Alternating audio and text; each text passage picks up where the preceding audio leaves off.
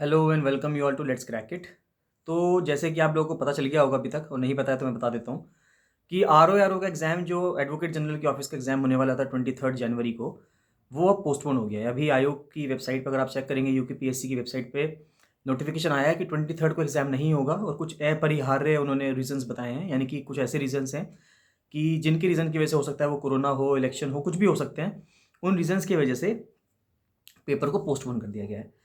तो अब इससे क्या है, मतलब अब इससे क्या होगा जो पेपर पोस्टपोन कर दिया गया है। देखिए, पेपर पोस्टपोन करना ना तो हमारे हाथ में है, ना पेपर करवाना हमारे हाथ में है।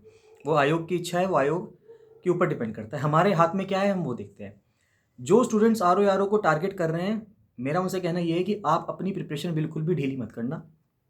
बहुत सारे स्टूडेंट्स इस टाइम पे जो थोड़ा सा भी अपनी प्रिपरेशन को ढीला कर देंगे, उनके साथ प्रॉब्लम क्या होगी कि कुछ स्टूडेंट्स तैयारी करते रहेंगे और जो सोचेंगे कि अब तो पता नहीं पेपर कब होगा, इस चक्कर में पीछे हट जाएंगे, उनका बहुत बड़ा लॉस हो जाएगा। आप अपनी प्रिपरेशन लगातार जिस तरह से अभी पढ़ रहे थे 23 के हिसाब से, कि आप रिवीजन कर रहे थे डेली बेसिस पे, उस रिवीजन को करते रहिए। साथ ही साथ अगर आपने किसी दूसरे एग्जाम के लिए भर रखा है तो भी प्रिपरेशन करते रहिए। सिलेबस लगभग लगभग सबका सेम होता है, इसमें लीगल हिस्ट्री और लीगल ग्लॉसरी एक्स्ट्रा है, उसको पढ़ते रहिएगा। बाकी सभी सब्जेक्ट्स आपके और भी काम आएंगे दूसरे सब्जेक्ट्स, यानी कि दूसरे पेपर्स में।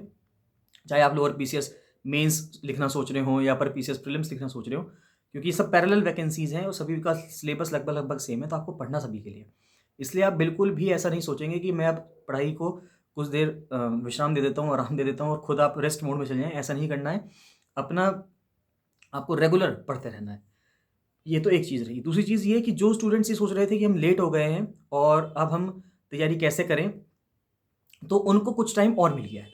तो जो स्टूडेंट्स ये सोचते थे कि उनको टाइम कम है उनके पास, उनको टाइम मिल गया है, तो आप इस टाइम का आप जितना ज़्यादा ज़्यादा सदुपयोग कर सकते हैं उतना कर लीजिए। यानी कि ये ब्लेसिंग्स इन द डिस्गाइज़ है एक तरीके से आपके लिए। तो आपके लिए ब्लेसिंग है, तो अगर आपके लिए आशीर्वाद बन के आया है इस समय, तो उस समय का सदुपयोग कीजिए। जितना आप पढ़ सकते हैं उतना पढ़ लीजिए। जो आपको लगता है कि वो आपका छूट गया था, उसको कंटिन्यू कर लीजिए। जितना आप पढ़ सकते हैं उतना पढ़ते चले जाइए। वर्ल्ड हिस्ट्री हो, लीगल हिस्ट्री हो, लीगल ग्लॉसरी हो, ये जो इस पेपर के लिए स्पेसिफिक है। बाकी बाकी पूरा सिलेबस और सब पेपर्स के लिए भी इंपॉर्टेंट है। तो आप सब चीज़ पढ़ते रहिएगा। अपनी पढ़ाई को बीच में विश्राम मत दीजिएगा। मेरा कहना आपसे सिर्फ इतना है। साथ ही साथ एक चीज़ और बताऊँगा कि अगर आप लोग जो लोग सोच रहे थे कि वो लेट हो गए हैं और अब क्या करें, तो अब टेस्ट सीरीज़ जॉइन करना बहुत ज़्यादा इंपॉर्टेंट है आपके लिए।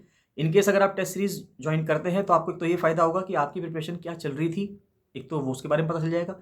और पेपर लेट होता है तो उससे क्या होगा कि करंट अफेयर्स भी बढ़ जाएँगे। हम ये मान के चलते हैं कि पेपर बन चुका होगा, लेकिन हो सकता है कि पेपर दोबारा बने, या अगर यही पेपर जो बना हुआ होगा शायद, अगर वो मिल जाए तो हमें कुछ नहीं कह सकते। इसलिए अब पेपर जब तक होगा, हमें उससे 1 या डेढ़ महीने पहले तक का करंट अफेयर और कवर करना होगा। तो वो मैं आगे आने वाले जो टेस्ट्स होंगे उसमें कवर कर दूँगा। काफ़ी सारे टेस्ट हो चुके हैं ऑलरेडी स्टूडेंट्स के, और काफ़ी टेस्ट और अभी आने होने बाकी हैं।